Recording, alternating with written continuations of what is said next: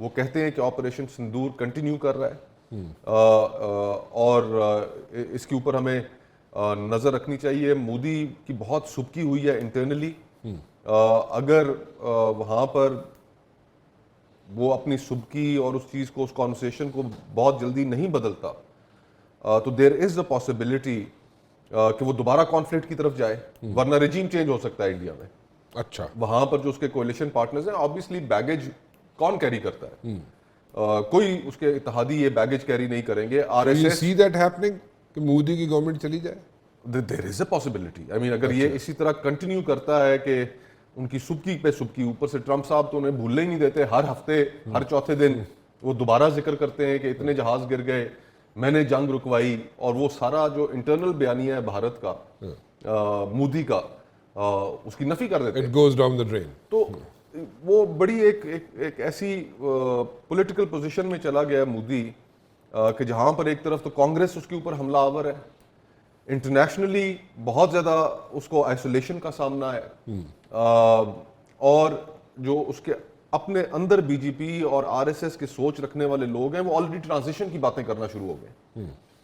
तो ये ऐसी पॉलिटिकल पोजीशन होती है कि जब आप कि आप उसके अंदर चले जाएं, तो सर्वाइवल के लिए फिर आपको या तो कोई अल्टीमेट स्टेप ले सकते हैं ये आप कह या रहे तो हैं आप अपना अपना फेट कबूल करें, हाँ, और कहें कि जी ठीक है, ये मेरी आखिरी टर्म थी, I been the prime minister of India for three terms, और बस खुदा हाफिज, ठीक है, आई प्लेड माई इनिंग्स। हाँ। लेकिन दूसरी तरफ एक हारे हुए शख्स के तौर पर उस इनिंग्स को खुदा हाफिज कहना भी बड़ा मुश्किल होता है।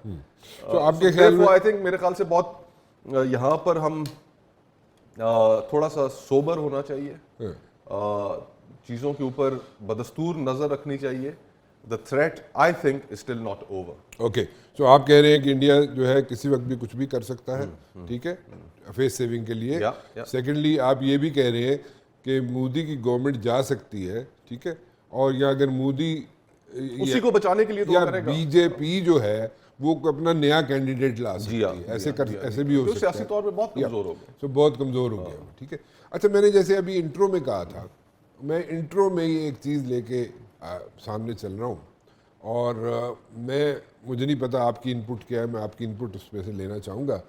सो आई थिंक कि इंडिया को फैटफ की ग्रे लिस्ट में डाल देना चाहिए। There is a reason for that. क्यों मैं कह रहा हूँ ये बात? इसलिए कह रहा हूँ कि देखें, BLA हो या कोई और टेररिस्ट ऑर्गेनाइजेशन हो, उसको अब इंटरनेशनली मान लिया गया है कि वो टेररिस्ट ऑर्गेनाइजेशन है, ठीक हो गया। अब वो फंडेड है इंडिया की, रॉ की, ठीक है। अब वो इंडिया की फंडेड है, रॉ की फंडेड है, और डिक्लेयर हो चुका है कि टेररिस्ट ऑर्गेनाइजेशंस हैं, तो फैटफ की ग्रे लिस्ट में इंडिया को ना डाल दिया जाए। देखिए, ये इंटरनेशनल जो सियासत है ना जी, उसके अंदर ना कानून है, ना उसके अंदर इंसाफ है, और ना ही उसके अंदर कोई इंसानी हकूक है। ये सब जो कॉन्वर्सेशन है, ये इंटरेस्ट से ड्राइव होती है। इस वक्त जो सबसे बड़ी FIR काटी हुई है मगरब ने, वेस्ट ने, इंडिया के ऊपर, वो FIR ये है कि आप रूस से तेल खरीद रहे हैं, और जो तेल खरीदने के नतीजे में रूस को पैसे मिल रहे हैं, रूस वो इस्तेमाल कर रहा है यूक्रेन में मगरब के खिलाफ, ठीक है।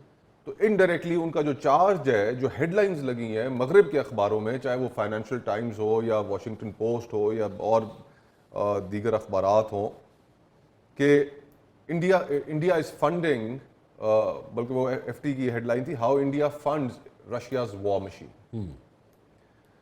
तो ये अगर मामलात इंडिया के ना सुलझे, अभी 50% टैरिफ है, तल्लुकात अगर मजीद खराब होते हैं, तो फिर हम ये एक्सपेक्ट कर सकते हैं कि पाकिस्तान की शायद ये बात सुनी जाए। अच्छा, ओके, फेयर इनफ, ठीक है। तो अब पाकिस्तान को भी FATF में डालना, जिससे पाकिस्तान चला गया था, वो कोई कानूनी फैसला तो नहीं था, वो एक सियासी फैसला था, और उसके भी मुहर्रकात थे। तो अगर तो मगरब ये समझता है कि इंडिया बाज नहीं आ रहा, अपनी फंडिंग जारी रखेगा और उसका नुकसान उन्हें होता रहेगा यूरोप में, तो फिर वो शायद इस आगे में बढ़े, एक रिसेप्टिवनेस वहाँ पर हो। तो हमें करना ये चाहिए कि तमाम सबूत इकट्ठे करने चाहिए, अनडिनाएबल एविडेंस होनी चाहिए, और वो अनडिनाएबल एविडेंस हमें उसके अंदर जो सबसे पहली जो चीज़ रखनी चाहिए वो है जो इंडिया ने असैसिनेशंस की, अटेम्प्ट की, कुछ असैसिनेशंस हुई, अटेम्प्टेड असैसिनेशंस की मगरिब वेस्टर्न सॉइल पर। You're talking about Canada and America, right? Canada के वज़ीर आज़म ऑन रिकॉर्ड है, Yeah. अमेरिका के अंदर उन्होंने ये करने की कोशिश की, बरतानिया के अंदर उन्होंने ये करने की कोशिश की कि जो खालिस्तान तहरीक के लोग थे उन्हें वहाँ पर असैसिनेट करने की जो बाकायदा कोशिश की। तो मवाद हमारे पास काफ़ी होना चाहिए, मेटिकुलसली तैयार करें, पता खेलें, क्या पता कामयाब हो जाए। बिल्कुल ठीक कह रहे हैं आप जी। मैं आई पर्सनली थिंक मैं ब्रेक पे जाना चाह रहा हूँ। एक ब्रेक पे जाने से पहले मैं ये जहन में लाना चाह रहा हूँ लोगों के, व्यूअर्स के, कि इंडिया को ग्रे लिस्ट पे डालना चाहिए।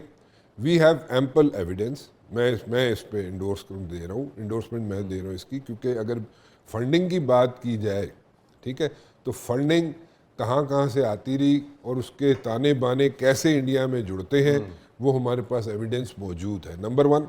नंबर 2, हमारे पास इंटरसेप्शंस भी मौजूद है, कम से कम कुछ नहीं तो मेरे ख्याल में 313 इंटरसेप्शंस हमारे पास मौजूद हैं कि जनाब वहाँ पे कैसे राब्ते होते रहे और किस तरीके से जाफ़र एक्सप्रेस हो जाए, कोई भी हो जाए यहाँ पे दहशतगर्दी का वाक़या।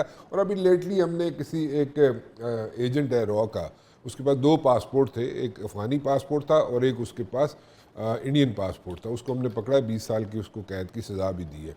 सो बहुत से एविडेंसेस हैं हमारे पास। उसके अलावा हमने कई यहाँ पे लोग पकड़े हुए इंडिया के जो हमें सॉलिड एविडेंसेस दे चुके हैं। So we have ample evidences.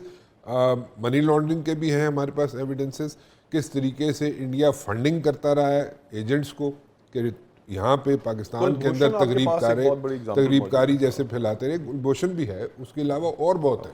सो मेरे ख्याल में इंडिया को अगर ग्रे लिस्ट में डाल दिया जाए तो मेरे ख्याल में एक केस बनता है, सॉलिड केस बनता है। एक छोटी सी ब्रेक लेते हैं जी, वापस आते हैं। मुस्तफा नवाज खोखर साहब, मैं ज़रा थोड़ा सा पॉलिटिकल साइड पे भी जाना चाहूँगा।